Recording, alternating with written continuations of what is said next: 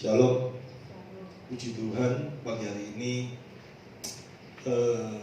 meskipun kita tidak bisa mengadakan ibadah raya sampai dengan hari ini, tetapi kesempatan mendengarkan firman Tuhan tetap bisa terjadi.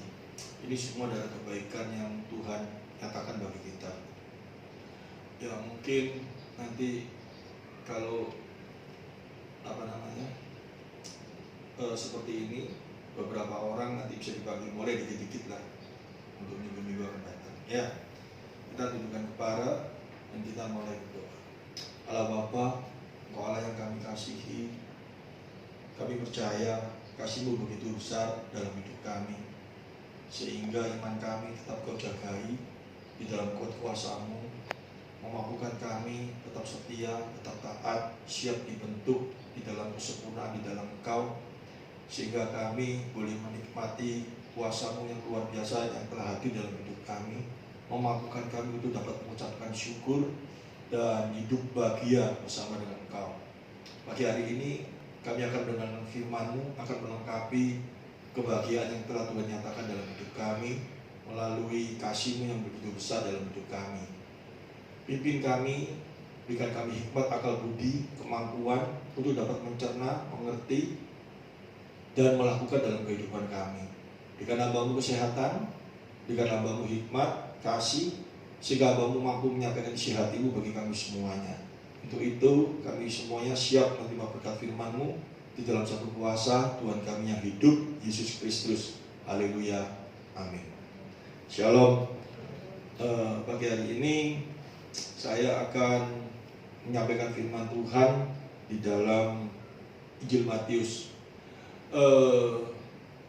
Seperti biasa, setiap renungan itu saya selalu ingin sekali apa yang menjadi pemikiran mungkin beberapa orang, mungkin juga saya yang selama ini mungkin ada pemikiran yang salah tentang konsep sebagai anak Tuhan.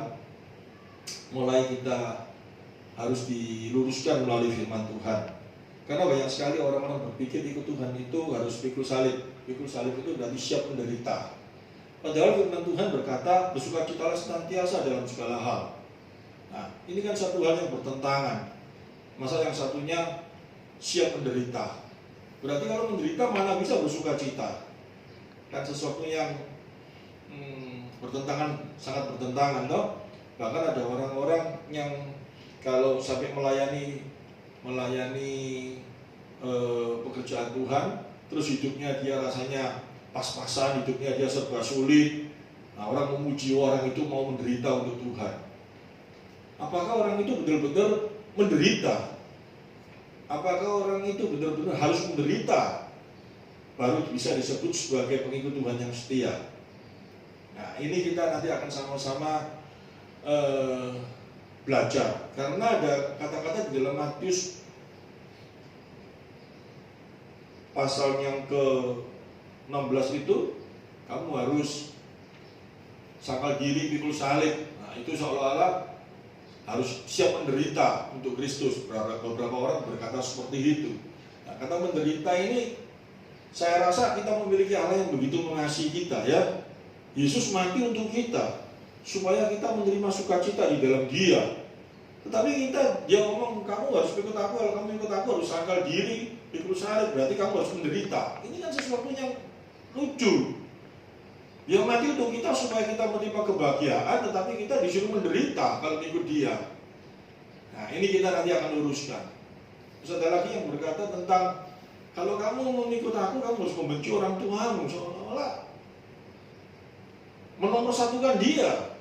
Katanya seperti itu. Padahal maksudnya bukan seperti itu. Hari ini saya akan menyelidiki dan kita akan bongkar itu semua. Kalau enggak, banyak sekali orang-orang tertentu gara-gara memegang ayat ini dengan pemikiran yang salah, menomorsatukan Allah. Memang Allah harus dinomorsatukan dalam hidup kita. Tetapi maksud daripada ayat itu bukan sedang berbicara seperti itu. Kalau ayat itu berbicara seperti itu, banyak orang yang salah tafsir. Saya masih ingat dulu waktu saya SMP, ada beberapa teman saya yang saking getolnya, giat-giatnya, ya, pertama kali kasih mula-mula itu ya, pertama kali jatuh cinta sama Tuhan, saya ngomong kayak gitu. Wah, dia sampai berkelahi sama orang tuanya. Dia nggak takut sama orang tuanya. Orang tuanya dia nggak boleh ke gereja, dia lawan orang tuanya, bukan dengan kasih. Dia ngomong, aku lebih baik nggak punya orang tua, yang nomor satu sama Tuhan. Karena firman Tuhan berkata seperti itu. Dia tantang orang tuanya, dia nggak peduli. Apakah seperti itu maunya Tuhan? Karena dia ngomong, aku siap untuk dikucilkan di rumah, pokok nomor satu Tuhan. Padahal firman Tuhan yang lain berkata, hendaknya kamu jadi berkat, jadi terang bagi seisi rumahmu. Nah, ini harus kita selidiki, harus kita sama-sama belajar, mengerti. Dan kita semuanya tidak boleh, karena kalau sampai ada satu ayat bertentangan dengan pengertian ayat yang lain, pasti ada sesuatu yang salah yang menafsirkannya. Ya, hari ini kita coba mau lihat dulu, sebelum nanti kita pelajari yang paling sulit itu tentang Sangkal Gili, Bikul Sarip. Saya ingin secara cepat dulu melihat di dalam Matius pasal 10 ayat 34 sampai 39.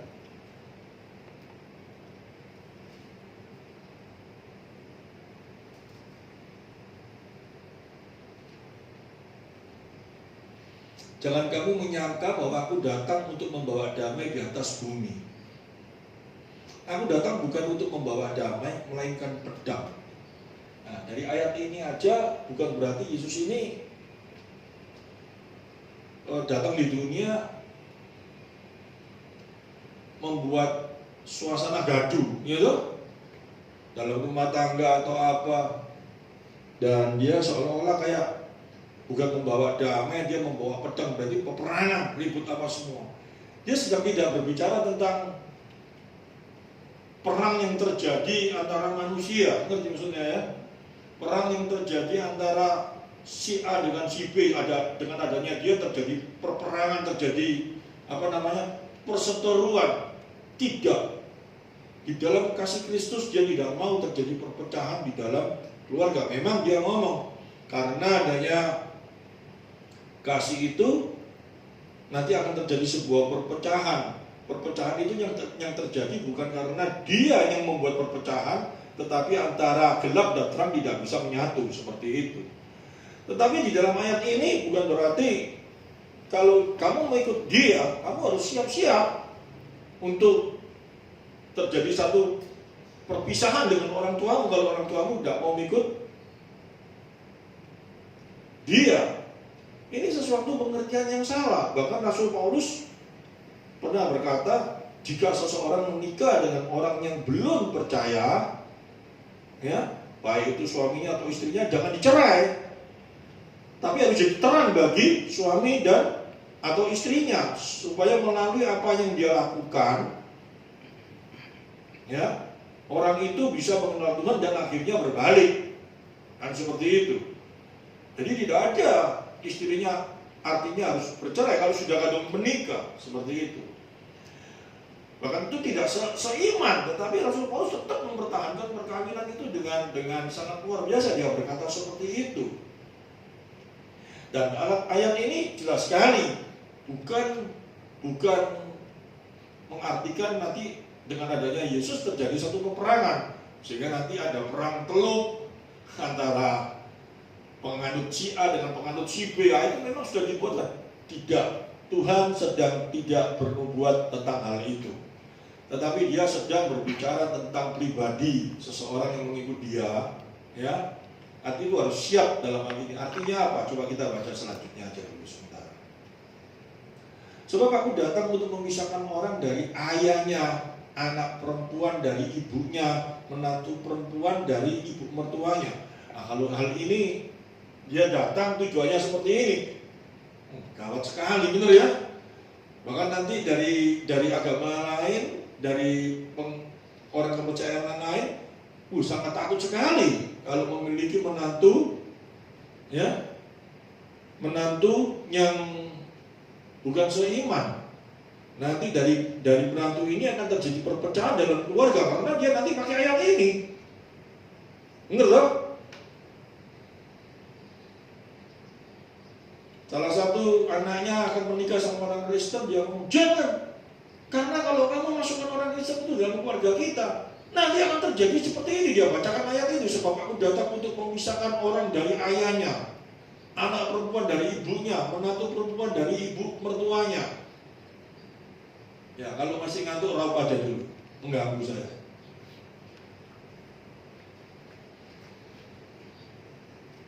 Jadi kan tidak sesuatu yang tidak baik, ya. Ya, saya memang kalau menyampaikan firman Tuhan saya nggak mau diganggu. Meskipun berapa orang dan satu orang ngauk terus di depan saya, turun saja, nggak usah naik. Sebab aku datang untuk memisahkan orang dari ayahnya, anak perempuan dari ibunya, menantu perempuan dari ibu mertuanya. Hal ini jelas sekali bukan sedang berbicara seperti itu tujuannya. Terus kita lihat ayat selanjutnya. Dan musuh orang ialah orang-orang seisi rumahnya. Wah, gawat sekali ini, gitu. Sehingga dulu bagi orang-orang Tionghoa dulu ya, yang masih paham tentang leluhur, anaknya kalau mau ke gereja itu sangat-sangat ditentang. Karena mungkin dia pernah dengar ayat-ayat ini. Nanti gara-gara satu anaknya ikut Tuhan, ya jadi orang Kristen, ribut seisi rumahnya. Sampai dengan ayat yang ke-39 kita baca. Barang siapa mengasihi bapak atau ibunya lebih daripada aku, ia tidak layak bagiku. Kalau ayat ini dipegang, orang Tionghoa itu dulu, bukan orang Tionghoa, semua orang ya, menginginkan anaknya harus berbakti kepada orang tuanya nomor satu, kan kayak gitu tuh. Mana ada orang tuanya ngomong, ya aku jadikan nomor dua, gak ada, nomor satu. Nah dia pengertiannya tentang Allah masih nggak mengerti. Dan kalau dia dikatakan orang Kristen itu seperti itu, bahkan kalau ayat ini dihubungkan, kalau kamu mengasihi ibu bapakmu lebih aku tidak layak ikut aku. Sangat-sangat luar biasa orang untuk anaknya untuk masuk ke sekolah Kristen untuk apa? Itu sangat ditentang luar biasa. Padahal ayat ini sangat tidak sedang berbicara seperti itu. Dan berapa siapa mengasihi anaknya laki-laki atau perempuan lebih daripada aku, ia tidak layak bagiku. Ini kan sangat membingungkan sekali ayat ini. Kalau cuma tujuannya dikatakan harus menomorsatukan Tuhan dari segala sesuatu. 38. Barang siapa tidak memikul salibnya dan mengikut aku, ia tidak layak bagiku. Nah ini kata kuncinya itu harusnya di sini. Orang tidak pernah menjelaskan di dalam ayat 38-nya. Orang menjelaskan ayat 34 sampai dengan 37. Kata kunci 38-nya tidak pernah dikupas, sehingga pengertiannya sangat lain. Ayat 38 ini barang siapa tidak memikul salibnya dan mengikut aku, ia tidak layak bagiku. Memikul salib itu apa sih? Pengertian memikul salib itu apa sih?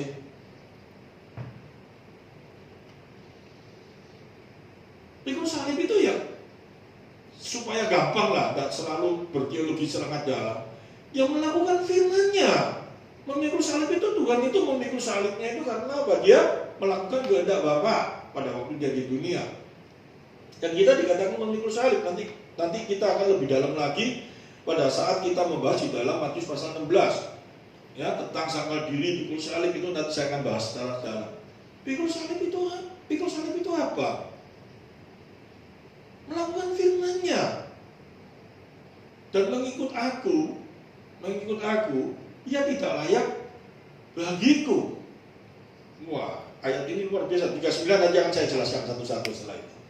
Barang siapa mempertahankan nyawanya, ia akan kehilangan nyawanya. Dan barang siapa kehilangan nyawanya karena aku, ia akan memperolehnya. Artinya apa? Memperoleh hidup kekal. Cuma itu saja titiknya ya. Tetapi di dalam ayat Pasal 10 ayat 34 sampai 39 ini sedang berbicara tentang kasih. Kalau seseorang itu mengasihi bapak ibunya seperti kasih yang diajarkan oleh dunia, nah kita tahulah semua, dunia ini sudah tercemar oleh dosa. Prinsip dunia ini sudah dikuasai oleh dosa. Segala sesuatu itu dikuasai oleh dosa. Kalau kita mengasihi bapak ibu kita, ya, bahkan anak kita, bahkan saudara kita atau siapapun juga dengan prinsip dunia, nggak layak ikut di Tuhan. Tuhan itu sedang berbicara seperti itu. Hendaknya kamu mengasihi bapak ibu anakmu semuanya dengan prinsip kasih yang seperti Allah berikan kepada kita, dengan cara seperti kita mengasihi Allah. Kita mengasihi Allah itu dengan prinsip apa? Prinsip dunia. Kalau kita mengasihi Allah dengan prinsip dunia, apa yang terjadi?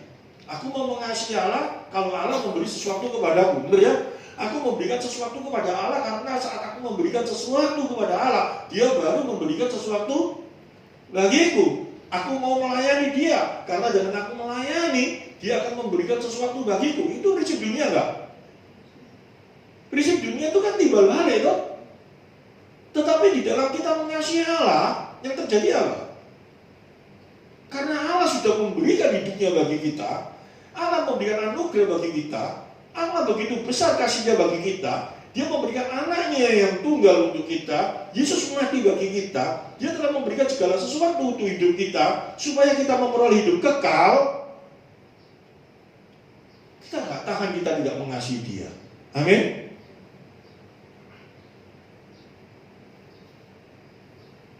Yesus datang di dunia dengan satu prinsip kasih yang Allah nyatakan melalui dirinya. Dia tahu, Dia datang di dunia, Dia akan dihina, Dia akan dicerna, bahkan Dia akan disalib, Dia akan dibunuh oleh manusia. Tapi Dia mau memberikan hidupnya untuk kita karena Dia mengasihi kita. Di dalam Matius pasal 10 ayat 34 sampai dengan 39, Yesus ingin mengajarkan bagi setiap orang percaya. Coba kita lihat mulai ayat 34. Jangan kamu menyangka bahwa aku datang untuk membawa damai di atas bumi. Aku datang bukan untuk membawa damai, melainkan pedang. Artinya apa? Dia tidak membawa satu damai dalam bumi itu dengan prinsip yang telah ada di dalam bumi ini, yang telah ada dalam dunia ini, dengan cara bagaimana supaya prinsip ini bisa selaras dengan Dia. Tidak mungkin. Karena dunia dengan apa yang Tuhan ajarkan itu sangat bertentangan, karena prinsip dunia itu adalah sudah dikuasai oleh dosa. Gak bisa, gak mungkin sama dengan apa yang Tuhan ajarkan di dalam kehidupan kita. Ya, Dia ingin memberikan satu konsep kasih yang benar kepada manusia-manusia ini, sehingga Dia mulai mengajarkan di dalam ayat yang 35. Sebab aku datang untuk memisahkan orang dari ayahnya, anak perempuan dari ibunya, menantu perempuan dari ibu mertuanya. Dia datang bukan benar-benar ingin memisahkan hal itu, tetapi Dia ingin mulai memberikan sebuah pengertian di dalam kata kuncinya nanti ayat 38 ya. Ya. Kalau kita baca 35, kita pegang ayat 35 ini saja. Wah, pada waktu seseorang dengan tidak bijak, hari Senin ke gereja, hari Selasa ke gereja, hari Rabu ke gereja, hari Kamis, Jumat, Sabtu aja dia sebentar tok di rumah, dia sebagai ibu rumah tangga, dia tidak masak, dia giat di gereja terus. Suaminya marah, bahkan dia kumpul sama mertuanya marah, ini kayak apa istrimu ini? Sebagai ibu rumah tangga tidak bertanggung jawab, tidak melakukan sesuatu untuk pekerjaan rumah tangga, gereja tok. Terus dia ngomong, aku dari Isamu harus mempersatukan Tuhan. Ini kalau seperti ini memang dikatakan, aku memang pasti dibenci karena aku begitu mengasihi Tuhan. Tuhan tidak sedang berbicara seperti itu. Jangan pakai ayat ini untuk beralasan. Kamu datang di gereja setiap hari, kamu bukan untuk memuliakan Tuhan, tetapi mencari kesenangan dirimu sendiri. Kalau kamu memang mengerti firman Tuhan, kalau kamu memang tahu apa yang Tuhan inginkan dalam hidupmu sebagai anak Tuhan, kamu harus jadi terang bagi keluargamu. Prinsip hidup sebagai ibu rumah tangga dijalankan dengan baik. Melayani Tuhan. Tetapi hukum moral yang telah ditetapkan dijalankan dengan baik. Ini harus seimbang dengan benar. Bukan pegang ayat terus dengan pemikiran yang salah. Kalau kita mengasihi keluarga kita, kalau kita melakukan segala sesuatu untuk Tuhan, pasti kita bagaimana caranya.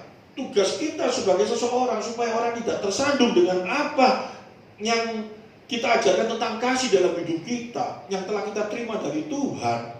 Itu caranya supaya orang tidak tersandung.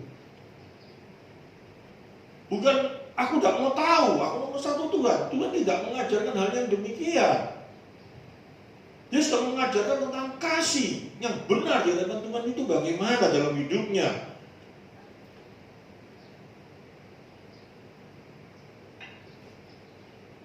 Coba kita teruskan ayat 36.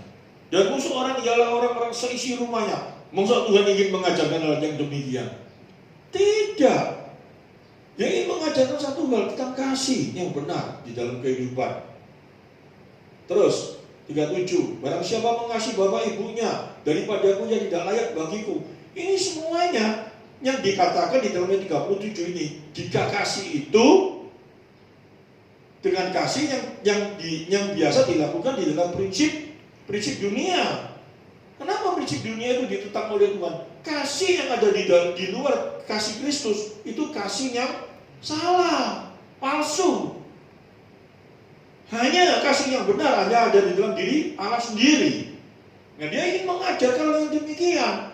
Barang siapa mengasihi bapak ibunya lebih daripadaku tidak layak bagiku. Kalau kita mengasihi Allah, kalau kita mengerti tentang kasih Allah yang benar, pasti kita mengasihi orang tua kita secara benar. Kalau kita mengasihi orang tua kita melebihi dia, berarti kasih kita akan Allah itu salah apa benar? Salah. Kalau kasih tentang Allah yang salah, pasti kasih kita akan orang tua kita itu pasti salah. Bukan kasih yang seperti yang Allah inginkan. Kalau kita mengasihi Allah, mempersatukan Allah dalam hidup kita, kalau kita mengasihi Allah dengan kasih yang benar, pasti kita akan mengasihi orang tua kita dengan benar prinsipnya. Kenapa seperti itu? Kita jelas-jelas tahu kok. Seseorang tanpa kasih Allah tidak ada kasih yang benar dalam dirinya. Seseorang tanpa kasih Allah hadir dalam diri seseorang, sebetulnya orang itu tidak memiliki kasih. Yang ada hanya egois, dosa, menipu dalam diri kita. Hati kita itu menipu. Nah, sehingga Allah berkata apa? Barang siapa mengasihi bapak ibunya lebih daripadaku. Kalau lebih daripadaku itu berarti apa? Ia tidak layak bagiku. Kenapa? Sebetulnya orang itu tidak ada kasih dalam dirinya. Bahkan Rasul Paulus ngomong apa? Jika kamu mengasihi seseorang, bahkan kamu sampai membakar dirimu pun tanpa ada kasih Kristus dalam dirimu, tidak ada artinya dalam diri. Ini jelas ya sekarang ya. Bukan berarti Yesus itu mengatakan aku tidak dinomorsatukan.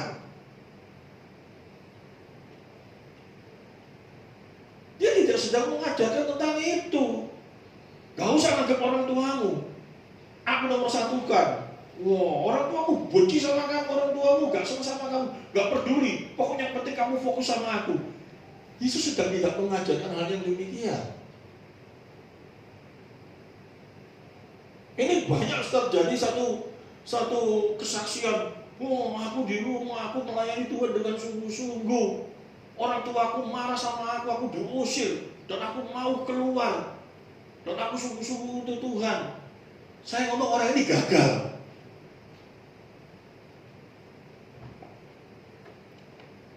Dan orang-orang yang seperti itu biasanya dipuji sama buat dia sudah berkorban untuk Tuhan.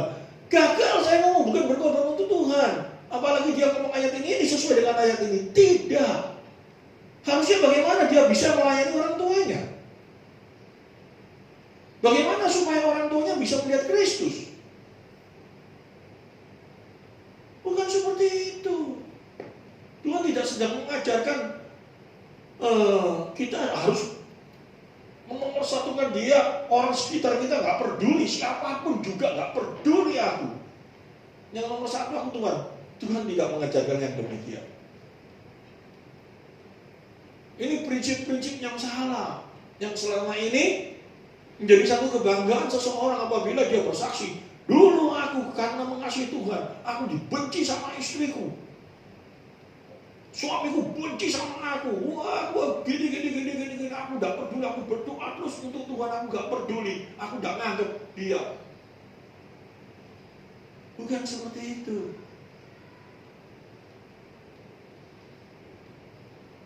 Harus ada satu perubahan. Ibu rumah tangga setelah mengenal Kristus, yang biasanya kalau dia bertentangan sama suaminya, dia lawan suaminya, dia tidak takut, dia seperti itu. Tetapi kalau ada kasih Kristus dalam dirinya, lain cara berbicaranya dengan suaminya, penuh dengan kasih. Sehingga suaminya akan berkata, wih, kenapa ada sesuatu yang lain dalam dirinya? Di dalam 1 Petrus dikasih tahu, hei istri, tunduklah kepada suamimu, supaya nama Tuhan dipermuliakan. Bukan gak usah takut sama suamimu, nomor satu. Nomor satu kan Allah. Dia tidak sedang mengajarkan demikian. Dia sedang mengajarkan hubungan kasih yang benar dalam diri seseorang yang percaya pada Tuhan. Amin. Nah, ini kita mengerti kepada anak kita, kepada menantu kita, kepada siapapun juga. Kita harus mulai pegang hal yang demikian. Ini mengerti dengan baik. 38. Nah, ini tuh kata kuncinya. Barang siapa tidak memikul salibnya dan mengikut aku. Salibnya itu salibnya Kristus ya, bukan salibnya dirinya. Memang ini dikatakan huruf kecil salibnya, tapi dengan pengertian kasihnya sudah mengenal Kristus, melakukan. Setiap orang kan diri sendiri loh. Masalahnya, kamu ada masalah apa? Masalah sama istrimu, itu sebagai salibmu. Bagaimana kamu bisa melayani istrimu dengan baik? Bagaimana kamu bisa melayani anakmu dengan baik? Bagaimana kamu bisa melayani orang tuamu dengan baik? Bagaimana kamu bisa melayani menantumu dengan baik? Nggak layak ikut aku.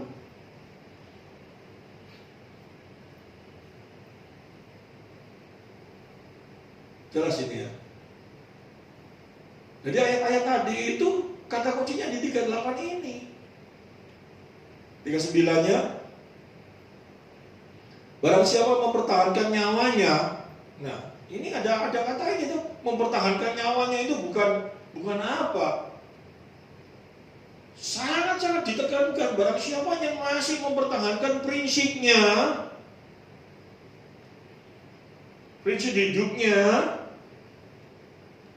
prinsip hidup yang dipegang secara duniawi, yang diajarkan oleh dunia, ia akan kehilangan nyawanya. Karena sebetulnya orang yang seperti ini tidak ada kasih di dalam dirinya.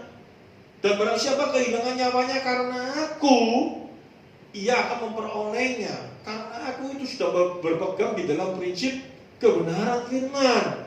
Dia akan memperoleh hidup kekal. Jadi kalau ini dipegang dalam kehidupan kita tahu sekarang prinsip ini, kita suka cita enggak? Setelah kita mengenal Kristus, waduh, orang tua kita yang dari dulu memang bertentangan dengan kita, mulai kita layani. Dan kita berjalan di dalam prinsip Kristus. Kita berjalan dalam firman-Nya, kita melayani, bukan mengalah loh ya, bukan mengalah. Tetapi kita berjalan di dalam kasih-Nya Kristus itu bukan mengalah. Karena kalau mengalah, suatu saat akan terjadi apa? Meledak. Tidak ada seseorang itu mampu menahan emosinya sampai kapanpun juga, tidak ada. Tetapi kalau kita berbicara, aku berjalan di dalam kasih Kristus, aku berjalan di dalam kuasa-Nya, Dia memberikan satu kemampuan kepadaku, itu bukan mengalah. Tetapi kita bisa merasakan kasih-Nya secara luar biasa. Kita mengasihi seseorang itu bukan mengalah, tetapi kita itu namanya apa? Kita berjalan di dalam kasih Kristus, maka kita akan mengampuni. Sehingga pada saat kita berhasil melakukan hal itu, kita gak sombong. Tapi yang kita rasakan apa? Aku mampunya karena Dia yang memampukan Aku mampu menahan diri gak marah karena dia yang melakukan di dalam hidupku. Kalau sudah dia yang melakukan di dalam hidupku, sampai kapanpun aku tetap kuat. Kalau melakukan dengan kekuatan kita, sampai kapan kita kuat? Tuhan ngajari kita apa? Mengampuni seseorang itu 7 kali 7 kali 7 kali 7 kali 7 kali 7 kali 7 kali 7 sampai tidak terhingga. Kamu kuat? Nggak akan kuat. Kamu akan kuat kalau Kristus hadir di dalam hidupmu. Maka kasih itu akan hadir dalam hidupmu secara luar biasa. Sehingga kalau itu berhasil, tidak akan membuat kita menjadi sombong. Benar ya? Tetapi kita akan berkata, Yesus yang dimuliakan. Dia yang luar biasa dalam hidupku. Amin. Ini dipegang dengan sungguh-sungguh. Ini dipegang dengan pengertian yang baik. Ya. Sehingga mungkin sehari ini Anda ditentang oleh suami, ditentang oleh istri, ditentang oleh orang tua atau anak, ditentang oleh orang tua atau orang tua, ditentang oleh siapapun saya nggak tahu. Jangan kita berpegang prinsip yang memang firman Tuhan seperti itu berkata, karena gara-gara aku cinta Kristus aku dibenci sama orang-orang itu biasa.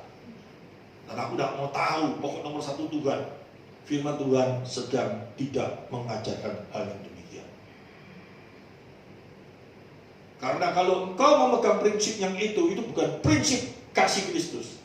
Tapi kalau prinsip kasih Kristus ada dalam dirimu, kenapa orang ini kok marah sama aku mengasihi Tuhan. Aku akan menunjukkan bahwa kasih Kristus ada dalam hidupku. Aku harus bagaimana caranya mengasihi orang ini. Supaya melalui kasih yang aku lakukan, melalui apa yang aku lakukan, aku layani orang ini. Supaya orang ini bisa melihat Kristus dalam hidupku. Amin. Ini harus hadir dalam kehidupan kita. Kalau ini yang terjadi dalam kehidupan kita, sukacita nggak?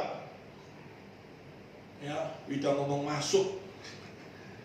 Sukacita luar biasa yang terjadi.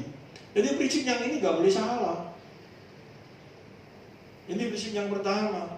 Kalau ini salah, kalau saya ngomong dalam bahasa Surabaya ini apa? Blaen.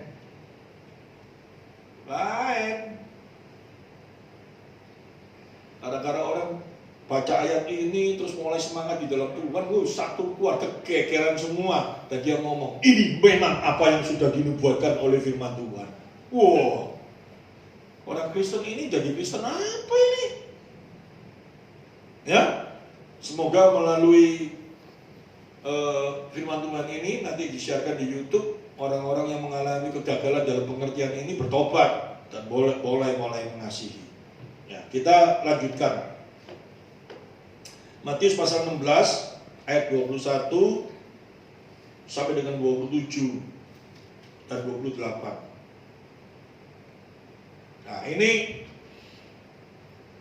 bagaimana kita bisa mengerti dan kita bisa berjalan di dalam pasal 10 ayat 34 sampai dengan 39. Bagaimana caranya menyangkal di ikut salib itu? Bagaimana caranya? Kita diajarkan di dalam Matius pasal 16 ini, mulai ayat 21. Sejak waktu itu Yesus mulai menyatakan kepada murid-muridnya bahwa ia harus pergi ke Yerusalem dan menanggung banyak penderitaan dari pihak tua-tua, imam-imam, kepala dan ahli Taurat, lalu dibunuh dan dibangkitkan pada harinya ketiga. Ya, Tuhan mulai berbicara. Ini masih berapa menit? Baru 3. Berapa? 33 menit sudah. 33 menit. Waduh. Karena kalau 1 jam nanti masuknya itu jam 9 malam. Ya, saya ulangi. Yesus itu mulai berbicara kepada murid-muridnya, ya, bahwa dia akan mengalami satu hal, yaitu salib. Apa yang menjadi tujuan hidupnya saat dia datang di dunia. Dan dia mau lakukan hal itu semuanya. Karena dia tahu tujuan hidupnya, dia datang di dunia itu untuk membebaskan setiap orang berdosa yang percaya kepadanya. Amin. Melalui apa? Salib itu. Nah, prinsip ini sangat sangat bertentangan dengan apa yang diajarkan di dalam prinsip dunia. Dan dia mulai berbicara. Ayat 22. Tetapi Petrus menarik Yesus ke samping dan menegur dia. Katanya, Tuhan, kiranya Allah menjauhkan hal itu. Hal itu sekali-kali takkan menimpa engkau. Apa yang ada di dalam benak Petrus pada waktu itu, ya, dia belum berpikir tujuan daripada Injil itu sendiri, tujuan daripada salib itu sendiri. Dia ikut Yesus dengan pemikiran-pemikiran yang masih memakai prinsip yang dunia ajarkan.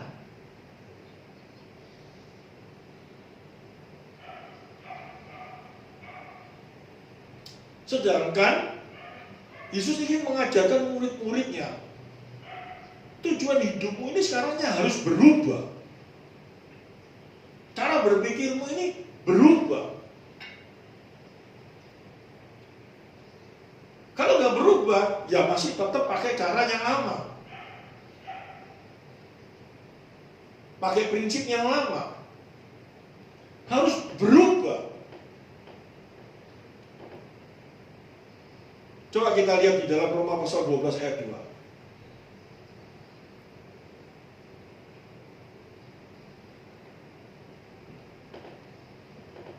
Janganlah kamu menjadi serupa dengan dunia ini, tetapi berubahlah oleh perubahan budimu, sehingga kamu dapat membedakan manakah yang kehendak Allah, apa yang baik, yang berkenan kepada Allah, dan yang sempurna.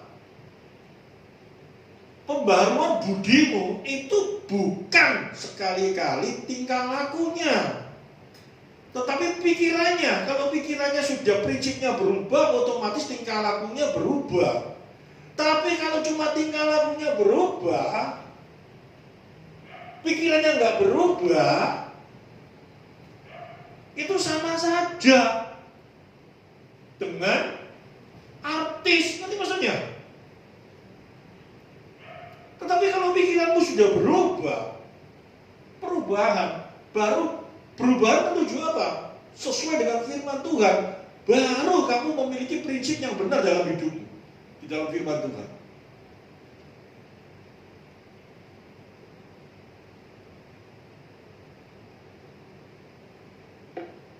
Kalau enggak mungkin.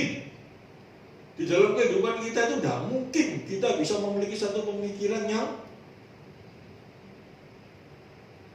bisa melawan apa? Dosa yang ada dalam diri kita ini loh, enggak mungkin bisa. Kalau tidak ada permohonan firman Tuhan, kalau tidak kita latih diri kita, enggak bisa. Dikatakan apa? Banyak sekali. Karena orang banyak sekali yang berpikir, saya baca ayat ini dulu ya. Ya, saya bacakan pasal 16. Biarin hari ini agak panjang enggak apa-apa, nanti judulnya jadinya besok enggak apa-apa. Pasal 16 ayat 21.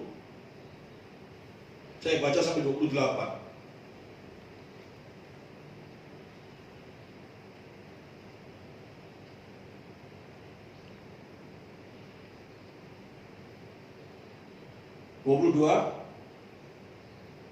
Tetapi Petrus menarik Yesus di samping dan menegur dia, katanya, Tuhan, kiranya Allah menjauhkan hal itu sekali-kali takkan menimpa engkau. Ayat 23-nya, maka Yesus berpaling dan berkata pada Petrus, nyanglah iblis, engkau suatu batu sandungan bagiku, sebab engkau bukan memikirkan apa yang dipikirkan Allah, melainkan apa yang dipikirkan manusia. Prinsip yang ada dalam diri Pak Petrus masih dia pegang prinsip manusia yang berdosa. Semua manusia ini, Petrus ini muridnya Yesus gak? Ngerti ya Yesus ya? Tapi harusnya Petrus ini memiliki pemikiran yang berubah, perubahan budimu, kan seperti itu tuh. Tapi karena masih ikut 3,5 tahun masih belum dididik atau kayak apa, saya nggak ngerti, atau mungkin ya berjalan mungkin ya. Tapi yang jelas Roh Kudus belum ada dalam dirinya kalau saya ngomong seperti itu. Meskipun Roh Kudus sudah ada dalam dirinya, dosa yang menempel dalam diri Petrus itu masih ada. Itu perlu dikikis dengan firman Tuhan. Semua manusia ini dalam dirinya ini, kalau ngomong aku ikut Yesus karena aku gak ada dosa, salah itu. yang memang secara legal, secara hukum, kita di hadapan Allah kita sudah menjadi orang-orang kudus. Amin. Tetapi secara dagingnya sudah tercemar dosa, kita seringkali melakukan dosa enggak? Seringkali melakukan dosa. Coba kita lihat di dalam 1 Yohanes pasal 1 ayat 8. 1 Yohanes pasal 1 ayat 8. Jika kita berkata bahwa kita tidak berdosa, maka kita menipu diri kita sendiri dan kebenaran tidak ada di dalam kita. Ayat 10 langsung. Jika kita berkata bahwa kita tidak ada berbuat dosa, ini pembicaranya orang sudah percaya, maka kita membuat dia menjadi pendusta dan firman-Nya tidak ada di dalam diri kita. Jadi setiap orang percaya itu kita masih seringkali jatuh dalam dosa enggak? Nah, ini diajarkan bagaimana caranya kita supaya bisa lepas dari dosa itu. Kita kembalikan di dalam Matius pasal 16 ayat 21.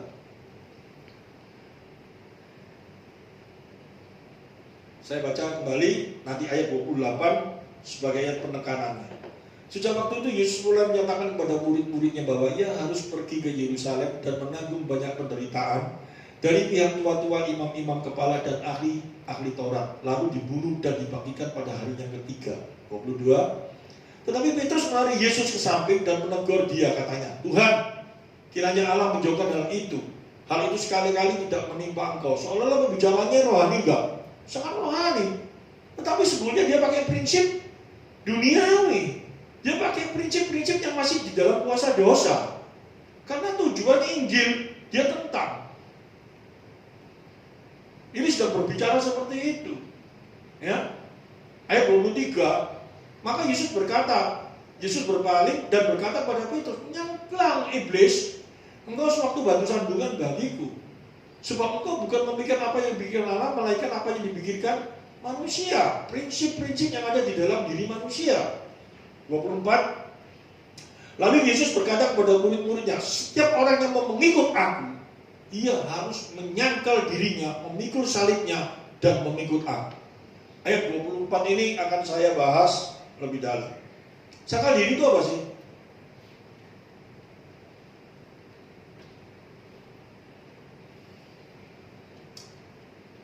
Semua orang ini berdosa. Dikatakan tadi dong, di dalam 1 Yohanes pasal 1 ayat 8 dan 10. Meskipun kita sudah menjadi orang percaya, dosa masih bukan berkuasa, dosa masih mengganggu kita terus gak? Kita harus sangkal diri kita. Karena banyak orang merasa bahwa dirinya sudah suci kok. Jadi apa yang ada dalam benak pikirannya itu semuanya sudah baik kok, gak ada dosa kok. Sangkal itu berarti apa? Dilawan. Disangkal dirinya. Bagaimana diriku ini penuh dengan dosa? Bagaimana aku harus melawan diriku yang penuh dengan dosa ini? Sangkal diriku. Lawan itu dosa dalam diri kita. Dan kita percaya melalui kuasanya. Nanti dikatakan di dalam ayat yang berikutnya. Di dalam ayat yang ke-28 itu berbicara sangat dalam sekali. Anak manusia datang sebagai raja dalam kerajaannya. Ini bukan berbicara tentang Yesus datang kedua kali. Ya. Ada yang tidak mati sebelum mereka melihat anak manusia datang sebagai raja dalam kerajaannya. Semua matilah. Saat ini sudah yang pada waktu mendengar Yesus berkata seperti itu. Tetapi ayat ini sudah berbicara bukan nanti Yesus datang kedua kali yang orang-orang itu masih hidup. Bukan.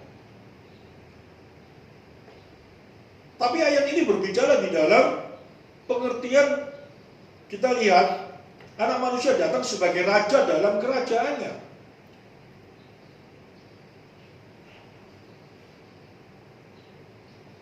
Dia pada waktu menjanjikan hari Pentakosta kepada murid-muridnya, dia naik ke surga, murid-muridnya gelbakan semua enggak? Ketakutan semua enggak? Terus dia ngomong apa enggak? Nanti pada waktu hari yang ke-50, aku akan mencurahkan roh. Kudus. Roh Allah.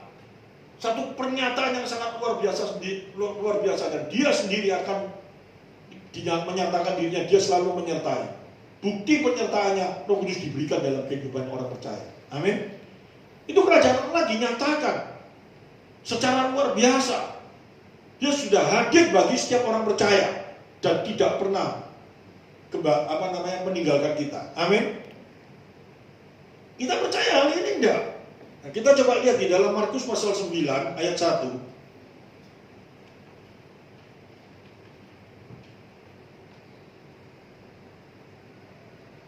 Maka katanya kepada mereka, aku berkata kepada sesungguhnya di antara orang yang hadir di sini ada yang tidak akan mati sebelum mereka melihat bahwa kerajaan Allah telah datang dengan kuasa. Ya, kerajaan Allah telah datang dengan kuasa. Ini pengertiannya di dalam Markus pasal 9 ayat 1 ini. Di dalam Matius pasal 16 ayat 28 itu kita tarik di dalam pengertian Markus pasal 9 ayat 1. Tentang apa?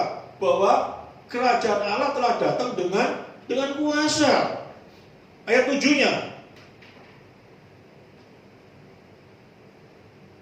Maka datanglah awan menaungi mereka, dari awan itu terdengar, inilah anak yang kukasihi, dengarkanlah dia.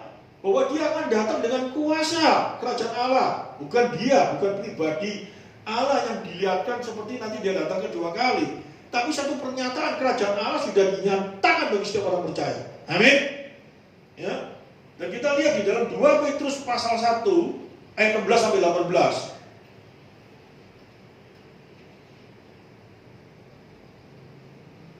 Suara itu kami dengar datang dari surga ketika kami bersama-sama dengan dia di atas gunung yang kudus. Ya ini diulang lagi sama Petrus, dia nulis ya.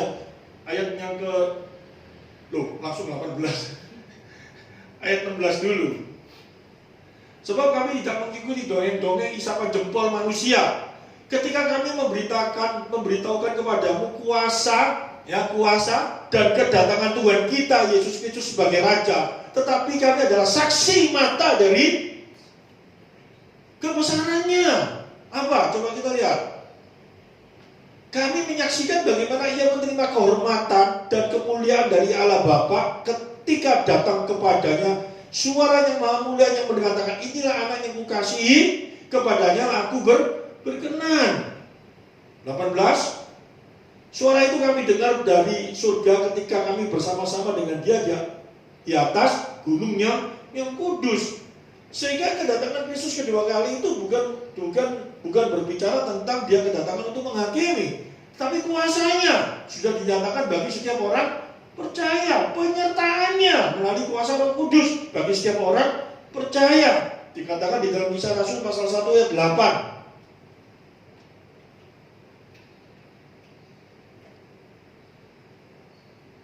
Tetapi kamu akan menerima kuasa kalau Roh Kudus turun ke atas kamu, dan kamu akan menjadi saksiku di Yerusalem dan seluruh Yudea, Samaria sampai ke ujung bumi. Jadi kuasa kerajaan Allah itu sudah dinyatakan bagi setiap orang percaya. Kita kembali sekarang di dalam Matius pasal 16 ayat 21.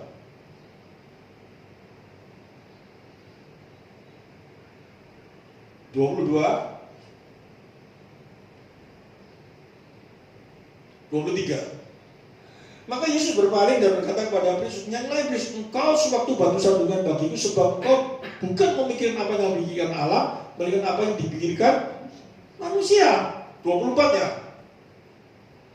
Lalu Yesus berkata kepada murid-muridnya, setiap orang yang mengikuti aku, ia harus menyangkal dirinya, memikul salibnya dan mengikut aku. Caranya bagaimana? Kita lawan dosa itu dengan kuasanya. Kita lawan dosa itu dengan sangkal diri. Dosa itu ada dalam diri mana sih? Diri kita ini. Kita lawan itu. Bahkan di dalam Efesus dikatakan di dalam, kita lihat dulu Yakobus pasal 1 ayat 23. Sebab jika seorang hanya mendengar firman-Nya dan tidak melakukan ini adalah seumpama seorang yang sedang mengamat-amati mukanya dan sebenarnya di depan cermin. Coba kita pikir ya, ini saya sampai heran loh, Yakobus ini luar biasa sekali. Saya tidak pernah memikirkan ini, tapi setelah saya praktekkan benar. Saya lihat mukanya CP, saya tahu apa. Tapi saya apal muka saya sendiri, saya nggak pernah apa.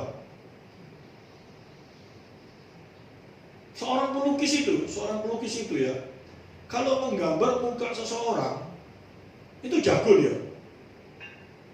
Tapi disuruh gambar mukanya sendiri tanpa foto, pasti jadi tidak karuan.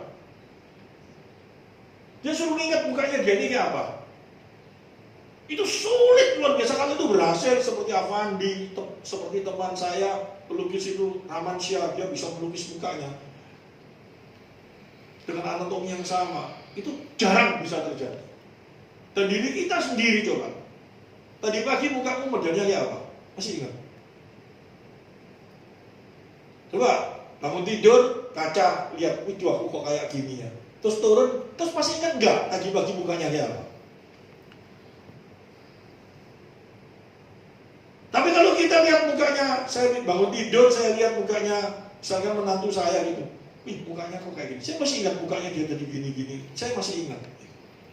Cucu saya masih ingat dari mukanya gini, kena sariawan, mulutnya gini. Saya masih terbayang. Tapi saya sendiri, saya coba apa tadi pagi. Saya lihat di kaca muka saya kayak apa. Turun dari tangga itu saya sudah lupa muka saya kayak apa. Ayat ini berbicara soal seorang hanya mendengarkan firman saja dan tidak melakukannya. Ia adalah seumpama seorang yang